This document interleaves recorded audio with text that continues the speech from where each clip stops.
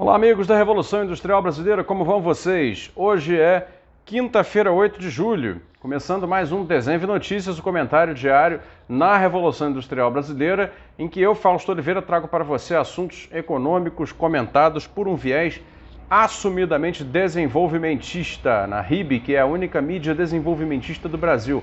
Tanto é uma mídia desenvolvimentista que tem aí o seu braço educacional. Braço educacional, a coisa está ficando séria. Com as leituras guiadas, como a que recentemente lancei, cuja inscrição pode ser encontrada aqui no link da descrição desse vídeo, tá? Você pode se inscrever na leitura guiada do 23 coisas que não nos contaram sobre o capitalismo do Ha-Joon Chang, que longe de ser um manifesto anticapitalista, alguma coisa de esquerdofrênicos, né, amalucados, longe disso, é na realidade uma grande crítica à deformação atual do capitalismo contemporâneo, aquela que veio a desindustrializar países que estavam em vias de desenvolvimento, aquela que veio a aprofundar desigualdades, aquela que veio a fazer o mundo apostar na ideia maluca das cadeias globais de valor, como se aquilo pudesse transformar economias em puras redes de serviço, sem produzir nada e que tudo fosse ficar bem. Veio a pandemia, veio a China, etc., e demonstrou como tudo isso era um castelo de cartas. Essa crítica toda pode ser encontrada nesse livro. Mas como eu sei que muita gente não tem tempo de fazer leituras de livros completos, ou não de todos que gostaria, fiz aí a leitura guiada, que é uma interpretação resumida, curta, em vídeos que você pode ver ou ouvir quantas vezes quiser, até 2 anos depois da sua inscrição, tá bom? Então até domingo está aberta a leitura guiada desse livro, 23 coisas que não nos contaram sobre o capitalismo. Eu fiz uma introdução um pouco já mais alongada a respeito desse livro e da leitura guiada que eu estou apresentando a respeito dele, pelo seguinte: o assunto do Desenho de Notícias de hoje é tremendamente pertinente com a crise do capitalismo contemporâneo. Vejam, a manchete que eu vou comentar é: emprego nos países ricos só deve se recuperar no fim de 2023. Isso de acordo com a OCDE. A OCDE, vocês sabem, não é lá uma fonte que eu fique usando para lá e para cá, porque ela tem um propósito político muito forte, né? É um clube de países já desenvolvidos, já ricos, né? E que tem como missão sair por aí, como diz o Ha-Joon Chang também, né? Chutando a escada, né? Dos demais. Tem por aí a missão de advogar políticas de livre comércio, todo esse receituário que não interessa a países como o Brasil, por variadas razões que eu já comentei muitas vezes e que no curso ali da leitura guiada do 23 coisas, por exemplo, esmiuço em detalhes. Mas a OCDE lançou aí uma estatística muito interessante. As economias avançadas, segundo a entidade, que são, né, aqueles filiados, os países filiados à OCDE, têm hoje 22 milhões de pessoas empregadas a menos do que antes da pandemia de Covid-19, tá? 22 milhões de pessoas empregadas a menos. E aí, eu vou fazer uma conexão disso com o Brasil já.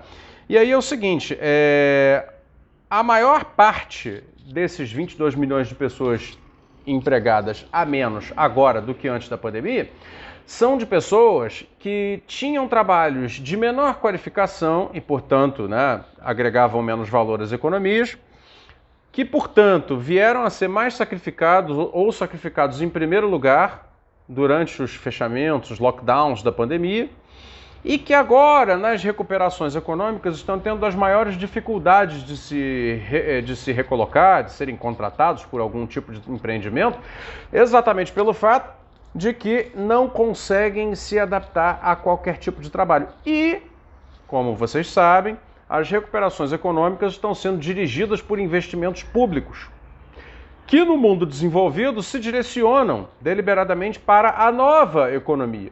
A recuperação econômica dessa vez está sendo, ao mesmo tempo, uma recuperação do volume de atividade, mas também um redesenho. Um novo conceito de economia está sendo formatado, né? E os investimentos públicos massivos que estão aí financiando essa reformatação econômica, essa mudança de paradigma, por que não dizer, estão indo na direção de algo que muitos trabalhadores não estão conseguindo acompanhar. Então está se criando uma espécie assim de categoria inferior da massa laboral, né, da classe trabalhadora nos países desenvolvidos e que vai, obviamente, aprofundar a desigualdade.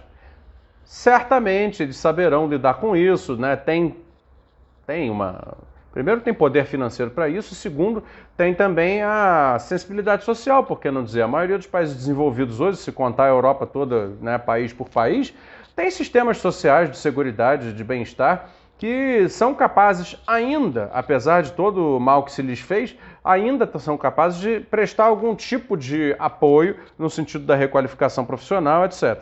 Agora, o caso em países como o Brasil acaba sendo, ao mesmo tempo, como as coisas são contraditórias, né? Ao mesmo tempo mais dramático e menos dramático. E por que isso?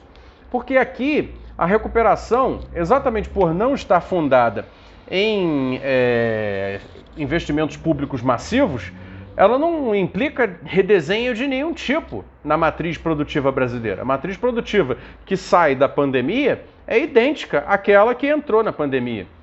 Então, dado que não existe reformatação de qualquer espécie ocorrendo nesse momento na economia brasileira, aqueles que foram mais afetados na sua empregabilidade antes da pandemia não terão, logicamente, dificuldade de serem recontratados caso haja empregos, né, caso haja vagas sendo oferecidas. Né? Por quê? Porque, logicamente, as vagas continuam sendo as mesmas de sempre, que pagam muito mal e que têm baixa qualificação como demandada e que têm baixa produtividade. Ora, então assim, se a comparação é de algo ruim antes com algo ruim depois, a mesma força de trabalho que era capaz de fazer uma média de atividades em geral de pouquíssima produtividade e, portanto, de baixa remuneração antes, continua sendo capaz de realizar essas tarefas, porque não há transição de modelo e nem de paradigma tecnológico, digamos assim, na economia brasileira nesse momento. Agora, se a economia brasileira não cresce, aí nem assim. E aí é que está o buziles, quer dizer. E daí, por isso, a comparação de números, né? Porque se você pega a OCDE inteira, com seus 20 e poucos países, né? Dizendo que tem 22 milhões a menos de pessoas empregadas no pós-pandemia do que antes, né? E o Brasil, que é um país só, tudo bem, é um país continental, mas é um país só. É uma única economia, uma grande economia. Uma economia que gera 7 trilhões de reais por ano. Né? Uma economia ainda multissetorial, ainda relativamente industrializada, ainda com cidades, né, que são grandes e podem absorver mão de obra. Tudo bem que não nas atividades que nós gostaríamos que fosse, mas ainda pode absorver mão de obra. Ora, se uma economia como a do Brasil não consegue, mesmo com, bom, a retomada da atividade já está quase plena, né? Não há mais nenhuma cidade em lockdown, nem nada do gênero. Então, assim, se mesmo nessa situação, tá, o crescimento que se verifica no Brasil não consegue reduzir a taxa crônica de desemprego, que já ficou crônica em torno de quase 15%, né, já, então é porque, de fato, temos algum problema estrutural acontecendo. Né? E que, comparativamente à OCDE inteira, é muito maior. Porque, embora nós tenhamos ganhado aí 1 milhão a mais de desempregados, 1,5 milhão a mais de desempregados, e aí, assim, parênteses, tá? Tô falando a partir dos números da PNAD contínua do IBGE, tá? A nova metodologia do CAGED eu estou desconsiderando por completo, porque aquilo lá, pô, não adianta nada você querer mudar a regra de contagem no meio da série. Aí fica coisa de maluco. Então, assim, desconsiderando por completo o número do CAGED. O número do CAGED, claro, com a mudança metodológica que passou, vai apresentar uma maravilha, vai botar aquele número de estourar champanhe. Até digo isso como advertência, porque vem aí as eleições e certamente usarão os números do CAGED e não os da PNAD. Né? Enfim, então considerando que o Brasil entra na pandemia com um grau de desemprego já elevado, sai da pandemia com 1 milhão e tantos por cento a mais, 1 milhão e cento e tantos mil a mais de desempregados, totalizando, né, uma massa que é composta de desempregados em 14,7%, 8%, mais pessoas que desistiram de ir ao mercado de trabalho e procurar ocupação, em torno de 6% da força total, e é mais, né, uma maçaroca que dizem alguns estatísticos aí que já está em torno de metade da população economicamente ativa encontrada na informalidade, bom, aí o Brasil então está se autocondenando a um crescimento, né, exclusivo da metade de cima. né? E é exatamente o que está acontecendo. Então, assim, a recuperação do nível de atividade pode até vir, né? Mas a renda que isso proporcionará ao país já está de antemão toda apropriada pela metade de cima do sistema. E aí está o problema.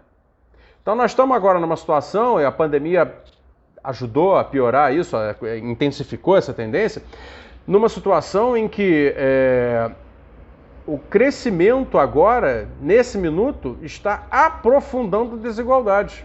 Embora, claro, devamos continuar crescendo. Eu sou a favor, como sempre digo aqui, políticas de crescimento. Agora, o crescimento econômico na matriz produtiva brasileira, tal como ela é agora, que não muda, né? Para mudar precisaria de um outro tipo de projeto, um outro tipo de modelagem, né?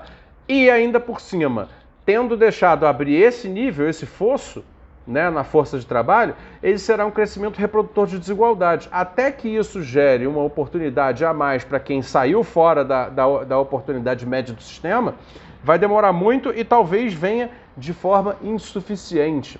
E aí eu concluo dizendo o seguinte, essa é a realidade que acaba produzindo o que se chama no debate da economia de esterese do mercado de trabalho.